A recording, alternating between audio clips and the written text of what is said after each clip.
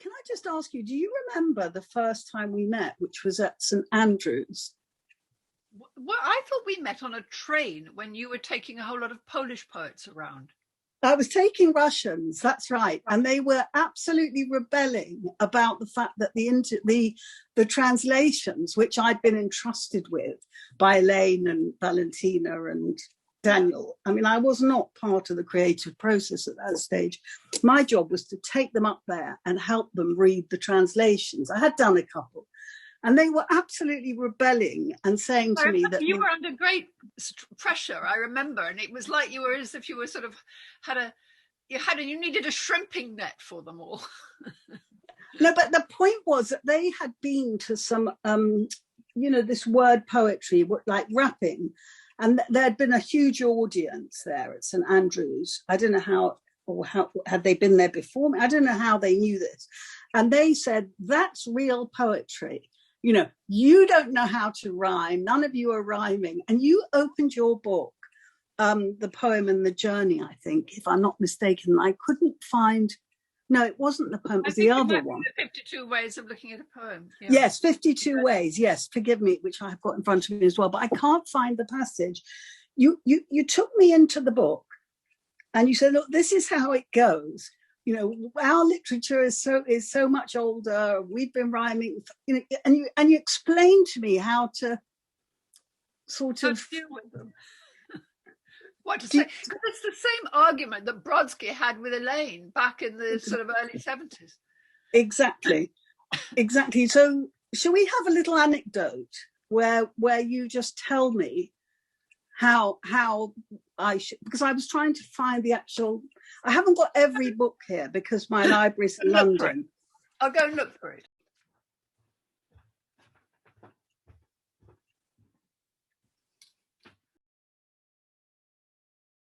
Okay, so inflected languages. I'll read this, and you say, what page is it? Can I just ask?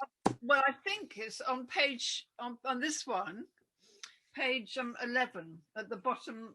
Inflected languages are all different. It's the last paragraph. And then it says, in the Russian tradition, rhyme is so important that even modernists like Mayakovsky use it. They cannot imagine poetry without rhyme. Brodsky was so committed to rhyme that he had a famously stormy public debate with Elaine in the 60s. And the names Shakespeare, Wordsworth, and Milton, the people who did not rhyme, did not shake him. And English is non-inflected. It's a mongrel language. It comes from lots of different families. So it has more kinds of sound. And rhyme makes an idea feel like law.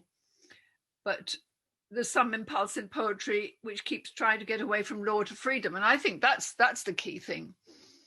And the Russians are sort of so enmeshed in their tradition.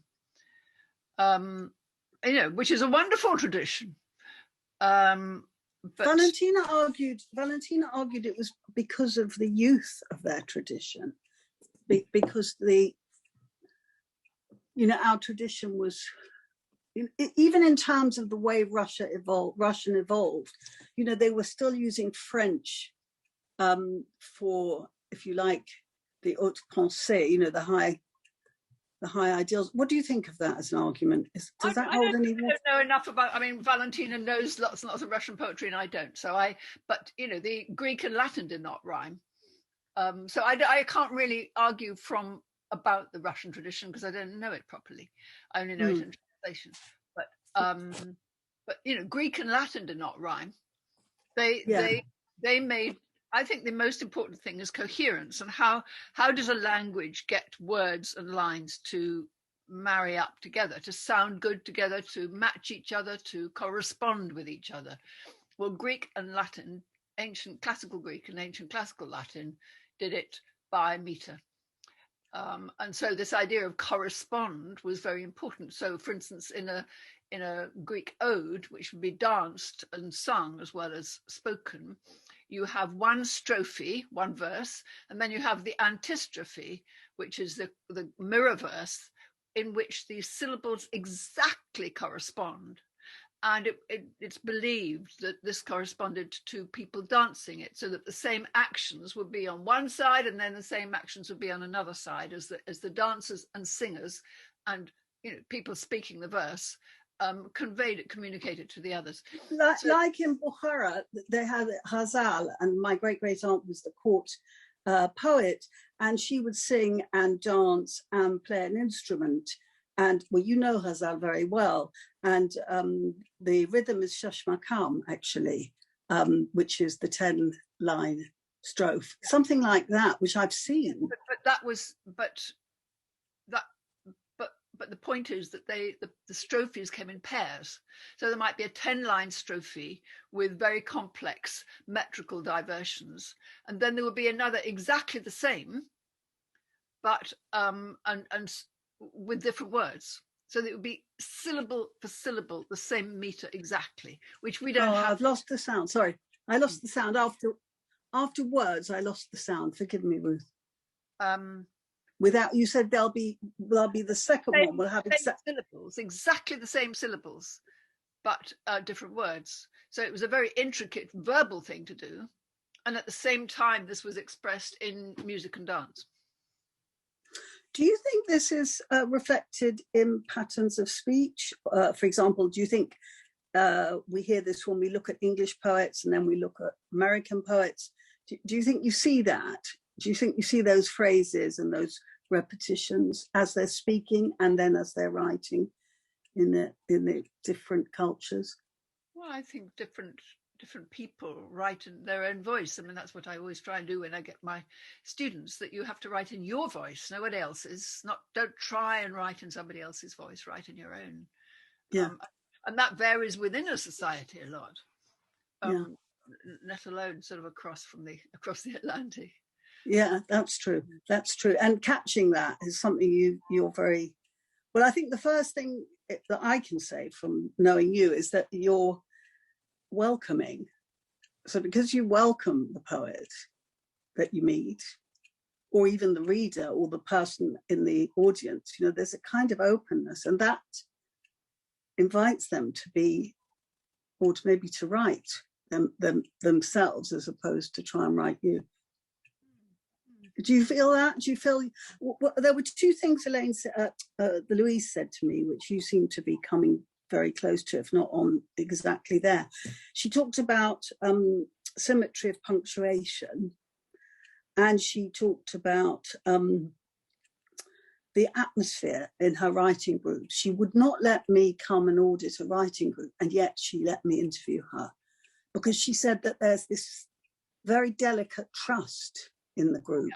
Yeah. Can you say something about that? Yes. Can you say something? When you're doing a workshop with other people, they're entrusting their poems to you and to the others, and all the life experience that's gone into those poems, and especially if they're not sort of seasoned poets. So,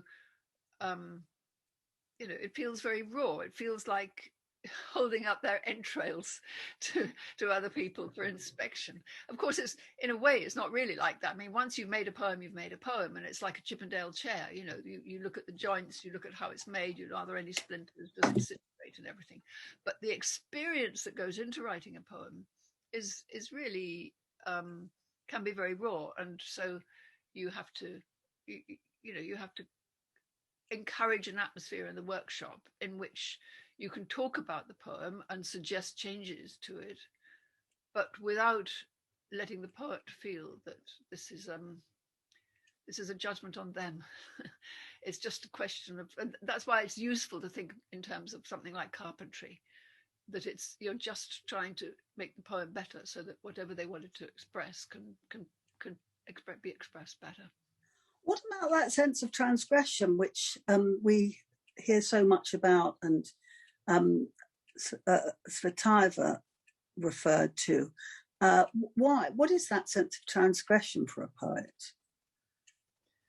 Can you say a bit more about it? I mean, I'm not quite sure. I think that a lot, maybe you don't experience it, but a lot of poets will say that they feel a sense of transgression, the actual process of writing. I suppose it frightens them.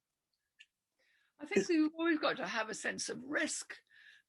Risk can be in lots of different areas at the same time, at lots of different levels. It might be that you want to say something about somebody who's alive that might hurt them, or you think it might hurt them, or you want to express something in a way which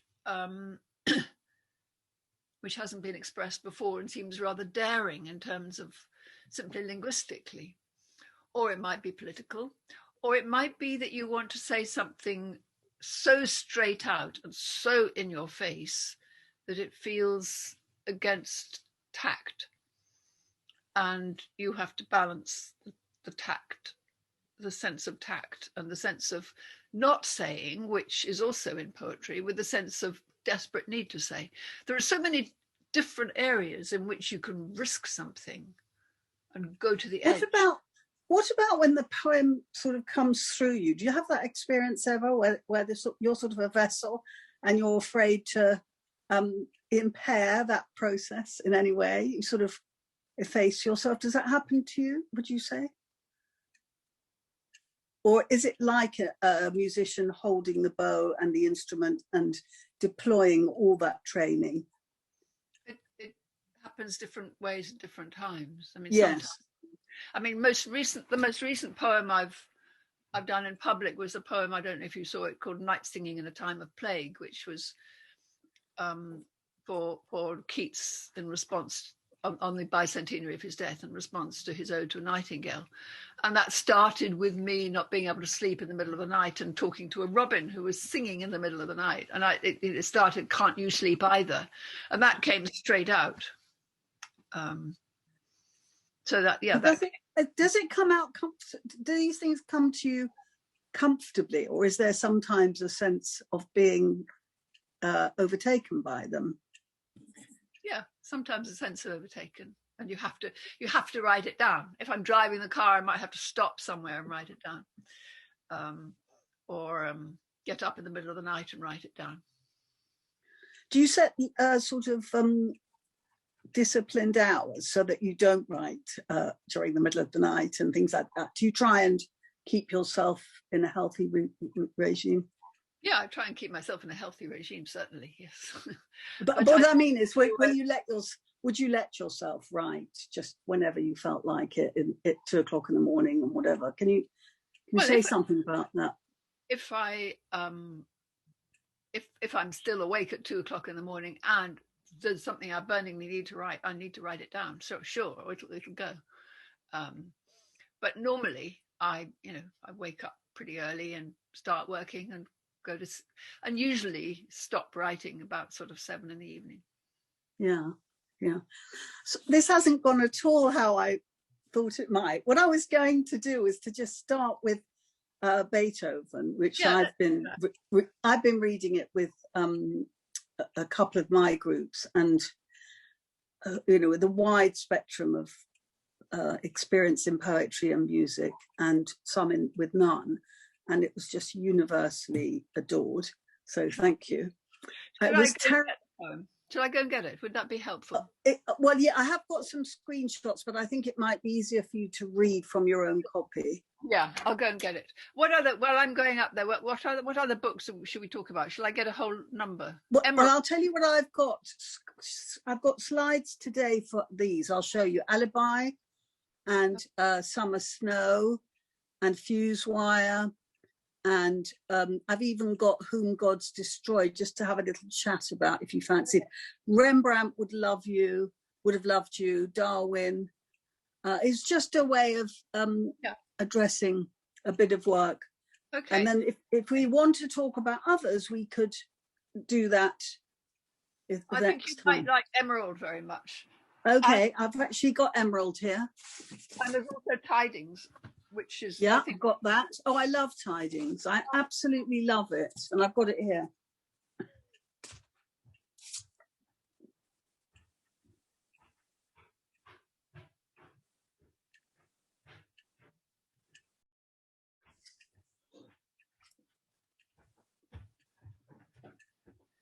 Okay. Right, I've got a collection now. Oh, brilliant. The ones that I made slides for, it was just a question of time, you know, it wasn't an indication of my favorite.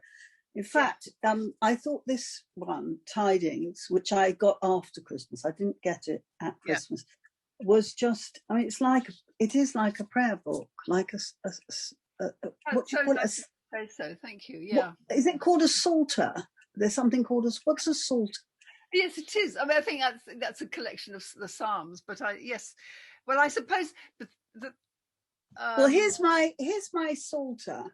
Here's my collection of Psalms, and next to it I had this, and I found it so immensely moving. And I've always loved poetry that gave me insight into other people's experiences of faith.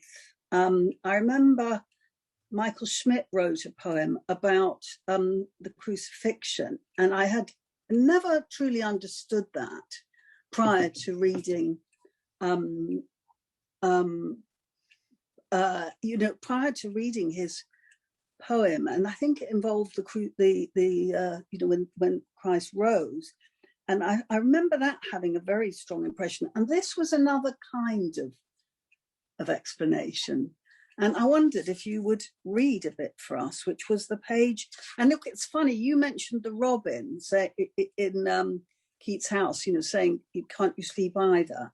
But there was a page here, which I'm now lost, where the robin comes in more than once, but I just thought it was, well, never mind, I'll have to find it. Well, Robin, because I mean the characters, I called them Robin and Holly because of the that's right, you know. Yeah, that's right. But on page 30, that's it, this is the bit I was just wondering, that was the reading I would have chosen for if you were going to read from it today. On page 30, about Bethlehem. Yes. Yeah. Sorry, I know it's the characters, Robin, that's right, forgive me, it's not the same as the little girl is called Holly, and the character is called Robin, because those are the things you get on Christmas cards. Yes. No, I'm there now. I'm sorry, I had a little mental slip because you mentioned the Robin in the Keats project. So here in London, Robin wakes. Okay. Here in London, Robin wakes. The snow is drifting now, he's frozen, and struggles to his feet. He limps after the fox, like a weary king chasing a distant star, falls again in a doorway, stares through whirling flakes at the central criminal court, Old Bailey, and shuts his eyes just as the sun is coming up in the Judean mountains, 2,000 feet above the sea, on Bethlehem. Let Robin dream of the small, white plateau town where Christmas, whatever it means, began. The place of birth, worshipping parents and sweet smell of hay. A stable door ajar, unexpected gifts, a sudden standing star, the budding out of love, the promise of everything perfect on this earth. Here's the actual place, under a winter sky of broken lace, with a cloud like a giant bird dancing on a skyline of silhouettes. The residence, the Omar Mosque and Church of the Nativity, its gilt cross touched by the hidden sun, spilling through purple cumulus. Thank you. There's also, I mean, a lot of this came out of the fact that I'm a singer. And ever since I was a child, I've sung in songs. And of course, and I was brought up with no religion at all. I mean, my mother's a Darwin, my father's a psychoanalyst. I had Darwin and Freud behind me on both my shoulders. But I was a singer. So, you sing religious music. The deeper you go into church, English choir music, the deeper you go into religion. You can't help it. And so I've always sung. And I know masses, I know, with all sorts of different things. And carols, of course, are some of the oldest songs there are in the European tradition. So this whole book is very much infused really with the carol tradition, I suppose.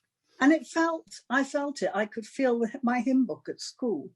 I absolutely love the book. I've taken off the dust cover, and it's a pity because when I put a photo of it into this presentation, I'll need a dust cover. I'll find it somewhere. I collect them. But nevertheless, you know, when you hold it like this, it feels like a hymn book, you know.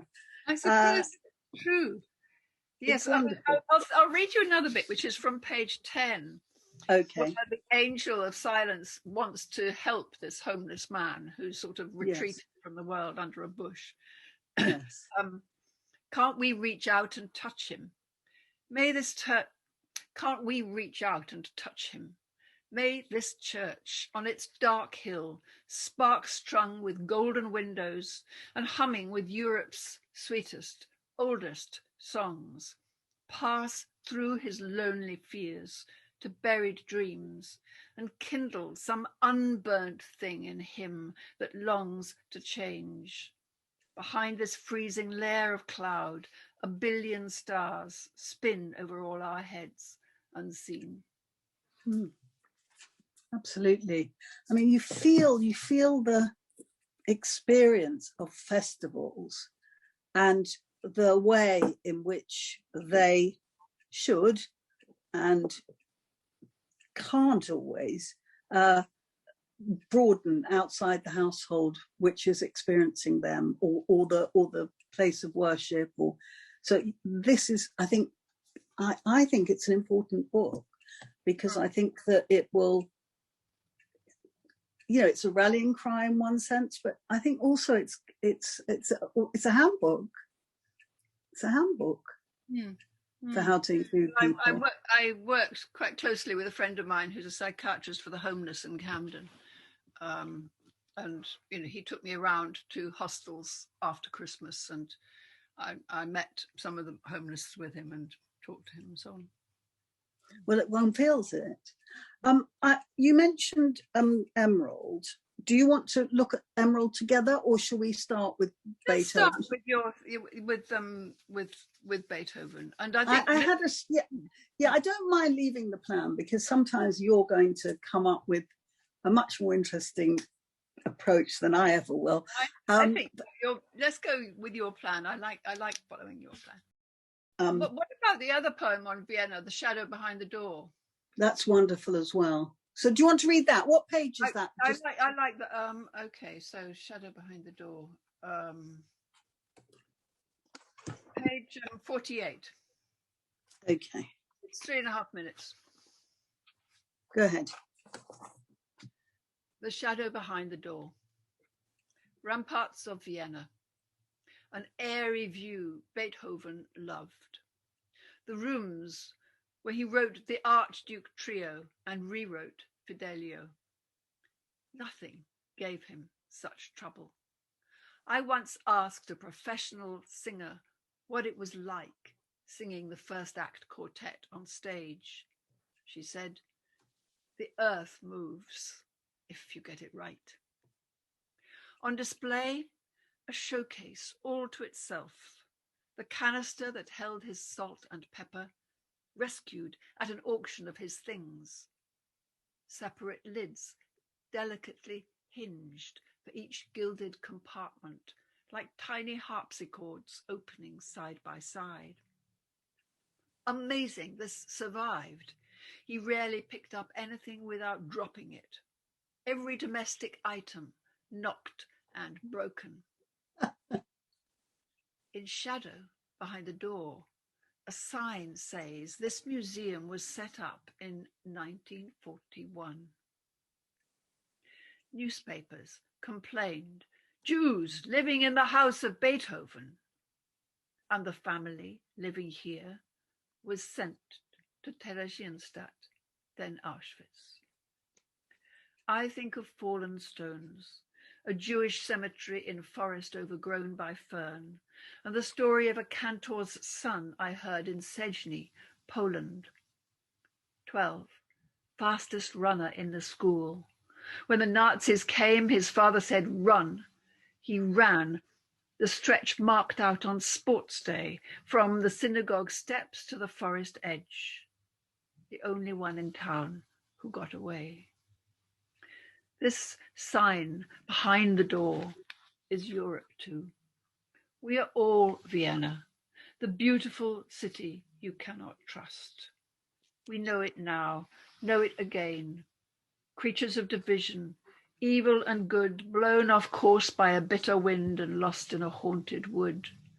We are the dark, rift in the lute, fault in the bone, the light of enlightenment driven away by monsters at the heart and fallen feathers in the dirt like warnings. But earth still moves if you get it right. Ruth, there's this musical acumen and love and instrumentalist and vocalist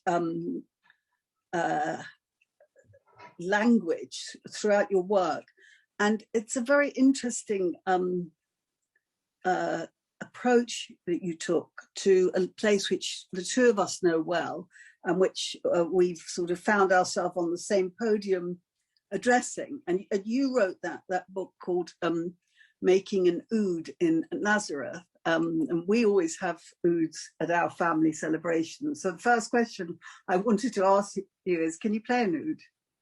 No, I wish I could. I did learn guitar for a while, but I never went on with it. And of course, that's the basic thing. It's what is the oud is what the guitar comes from. El oud became lute, and the lute is the forefather of the guitar. But no, I can't. I wish I could. I'm now in lockdown, and I'm learning raga from my brother, and he's a Drupad singer in India who's trained in Benares. But no lute, no oud. Tell us more about that, Rupa, and will it lead to some poetry, do you think? Because I know you're right. Drupad, Drupad, Drupad, D-R-U-P-A-D. It's the oldest form of Indian music, and it's done just with something called a tampura and the voice. And my brother is a sort of master in it, and he's done it, all his life. I think it may not go into poems. I think it may. I'm now writing a book about elephants to go to follow my tiger book, and I think it may go into that because I don't know yet. I don't know where it's going yet. Are you going to? Are you anticipating more travels? Are you feeling? As soon as I can, yes. As soon as I can, I will.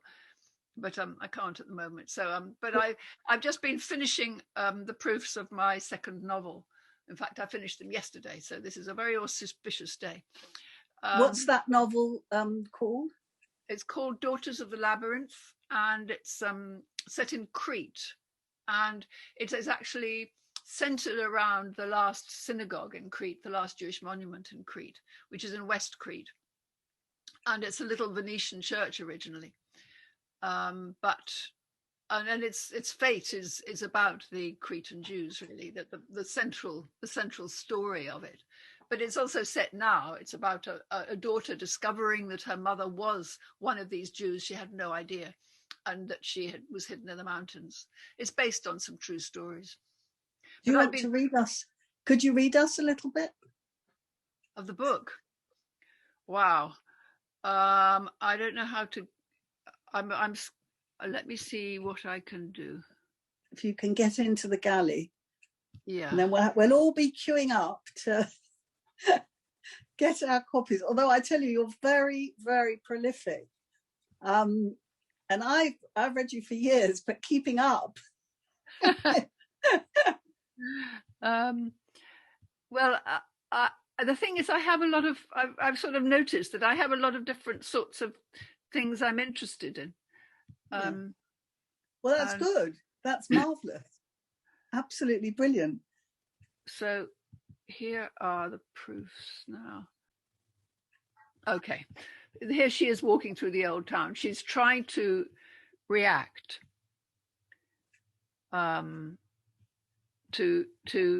she doesn't really know how to react to this discovery about her mother's Jewishness in a place which has never apparently had any Jews, and the silence around the whole, what was a sort of Holocaust, because 300 Jews were taken away by the Germans in 1944, very late in 1944. But she had no idea. She had no idea that her mum was related to this or anything. And so she's walking, this is sort of spring in Chania, in West Crete. I wander numbly a while. Everyone is getting ready for the season, whitewashing, setting out their window displays. I buy a few small, she's a painter, I buy a few small canvases, stretched and primed, in the art supplies shop. Normally, I love walking through the old town. The shades of stone, butterscotch, ginger, saffron, complicated arches, courtyards, iron grills, balconies, always something unexpected. Today, I keep noticing the way we need protection. The church of San Rocco protected the town from plague. The mosque used to contain a sword of healing. I look up the barrel of its minaret, gold against a cornflower sky. They all met here, churches, mosques and synagogues, Muslims, Christians, Jews. The architecture, at least, is harmonious. I picture the bombers, the aeroplanes Papa saw, and smoke spiraling up from the town. How did anything survive? Lots didn't. There are roofless houses here too, mustard-coloured walls now smothered in deep blue morning glory. I'm in the Street of Knives now. On one side, shops with the black-handled knives that sum up Cretan pride. Well, male pride. On the other, an ochre stone wall, the wall of all our histories. Greek, Roman, Byzantine, Venetian and Ottoman masonry on top of each other like a golden sandwich. Crete has so many layers. You walk from one epoch to another in a second. And here are the earliest ruins of all, in an excavation railed off from the road. The only Minoan ruins we have are domestic streets. A whole unexplored palace may lurk under the modern town too, but no one will let you get at it. The roof and fence fling diagonal shadows over gold cobbles. Those little streets are Chania's oldest memory, a flash of the unconscious, the labyrinth beneath us all. I tighten my fingers around the railings and think how light still shines on us from stars that no longer exist. So she goes on through the town, and then she goes to the synagogue, which she'd never really been noticed before. The house with the lion door knocker, which she now knows was her mother's house where she grew up, now sells Indian clothes. As I stand outside looking in the window, a girl wheels out a clothes rack of harem trousers. Many boutique owners here spend half the year buying clothes in Jaipur and Bali, and the other half selling them to foreigners. We're just opening, says the girl in English. Can I help you? Try anything you like. Inside, it smells of damp and incense. Beside a rack. Get water. Do you want to get some water? Yeah, I think that'd be a good idea. Okay. So she goes in, and she thinks she sees the spot where her father first spoke to her mother, because her father wasn't Jewish. I buy a scarf and go out. Opposite is a tiny passage to the synagogue. Why did I never come here with David? Maybe because this is the most crowded part of a tourist town. And if you've grown up in a town that grows fuller and fuller of tourists, you shy away from things you think are made for them. Or maybe I'm kidding myself and some part of me was afraid of what I'd find. I turn a corner and see a cul-de-sac, a wall running alongside, a stone Italianate doorway, and a grey sentry box with no one in it.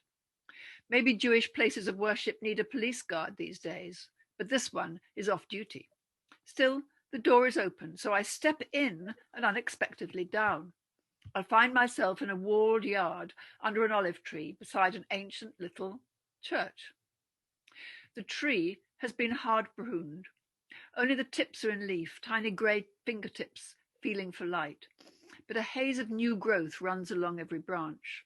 Roots have thrust up under the cobbles, blistering them into a mound with the broken handle of a clay amphora plastered over them. There is a homely table with chairs around it, a cup of coffee, an open notebook, I was wrong. This is not for tourists. Everything here has the glow that comes from being used. A young woman, tall and pale, comes out and smiles. Could I see the synagogue, please? I speak in Greek and don't know if this is an ordinary request. They must get a lot of tourists pushing at that door. Certainly. Come. She takes me into the building. I stand still, dazed. This is where my mother's parents, my grandparents, came to worship, and Mama when she was a child, but also where Papa watched German soldiers at work, plundering. It is a small, peaceful hall full of silence, glinting with textiles in deep earth colours, like a rusty rainbow, amethyst, chocolate, burgundy. White arches, a sheaf of open doors through which I see a patch of garden. Light filters down from high windows onto polished benches glimmering with embroidered cushions.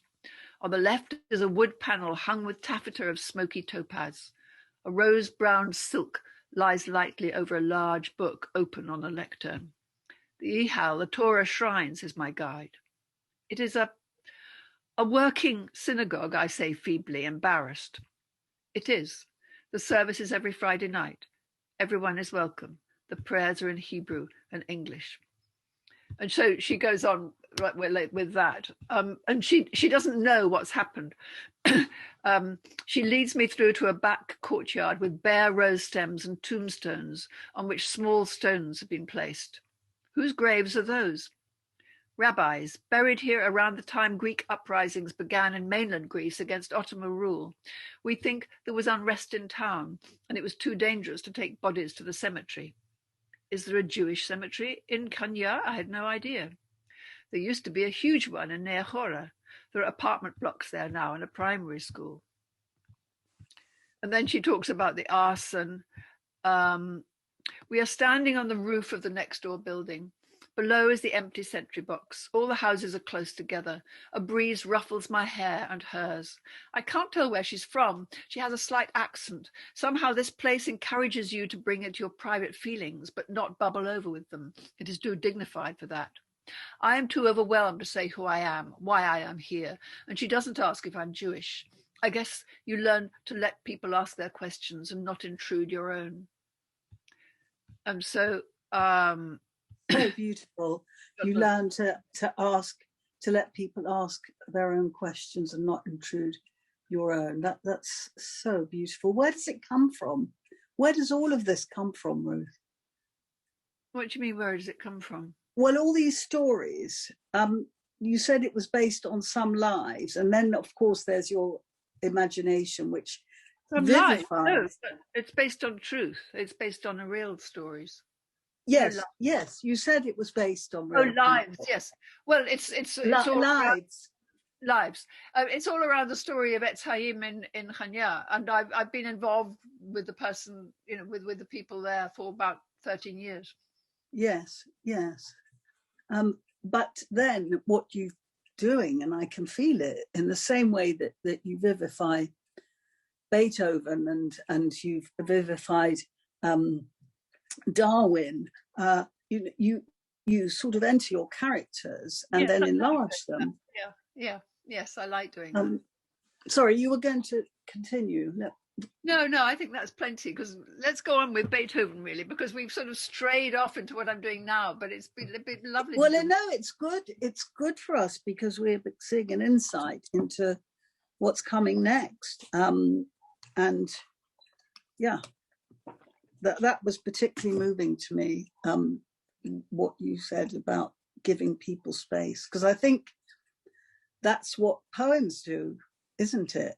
They sort of give you space, give the reader space, at the same time as claiming the territory. That's an interesting way of putting it. On the page.